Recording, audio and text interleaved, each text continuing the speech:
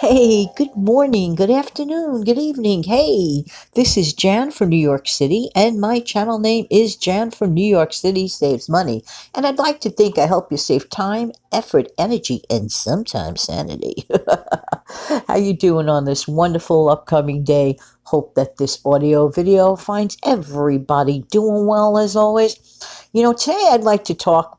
This is something that I have not done in a little while because many times I get involved with my live shows, and sometimes I have a live show on a Sunday. Well, there will be no live show today, but instead I'm going back to an oldie but goodie. I want to go back to doing the weekend chat. Weekend chats are really good, especially on audio clips, because I can really hone in on the issue, straightforward, and just, get right to it. I'd like to talk today and start this week off on a very, very positive note. And as always, the beginning of the weeks are my favorite time of the week. Also, beginnings of months are my favorite time too, because it's a clean slate, brand new start. And this is not an exception. It's a Sunday when I'm recording this, and it's the beginning of the week. Why not? Why not? So let's start off this week all together as a clean slate with a fresh start and a great, brand new perspective on things. I want to talk to you today about feeling offended. Every now and then, there's going to be some situation or a person or a thing or whatever that is going to tempt you to become inflamed mentally and offended. This is a given in life. Expect that something like this will happen. Not it might happen, it will happen. But here's the trick. The trick is how a person reacts to being offended. The offense could range from something as minor as a minor thing to as something as, something way more minor than minor. But let's talk today about what I would consider, end of quote, minor offenses, okay? For example, you go and get a haircut, right? And you are totally in love with this haircut. But somebody that you know and trust, for example, says to you, "Oh, you cut your hair. I really liked it the other way better." Just saying, like this is a tiny example. You could take it offensively, or you could say, "Well, at least that person really liked my hair the way it was in the first place," and give them a little credit on that. Or you could be secretly saying to yourself, "Why don't you keep your mouth shut?" I'll tell you what I do. If somebody I know and love gets a haircut that, in my opinion, didn't look too good, guess what? Out of the act of kindness, I don't say a word. Because if that person is happy with it, who am I to, even dare offend them and hurt their feelings? That's called being kind. Sometimes you do not need to vocalize every single thing you feel. That's why the good Lord provided us with an edit button in our brain that we can actually choose to use. But unfortunately, some people are totally okay with saying everything that comes off the top of their head. And honestly, probably, hate to say it, but could kind of care less about the other person's reaction to it. So just understand that in life that this is a given. Let's compare it to going to a buffet table. What does a buffet table have to do with it? You know those all-you-can-eat places where you go to those tables where you find a vast array of favorite foods, not necessarily all of them. But here's the thing. You walk up to that table and you get to choose from that table. Meaning, let's call it, for the heck of it, Deli Select, if you will. You get to pick and choose.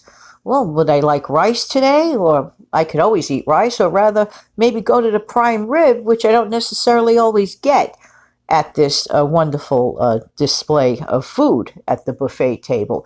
So to it would be like choices that we make in life. We can imagine a buffet table, but not with gorgeous food.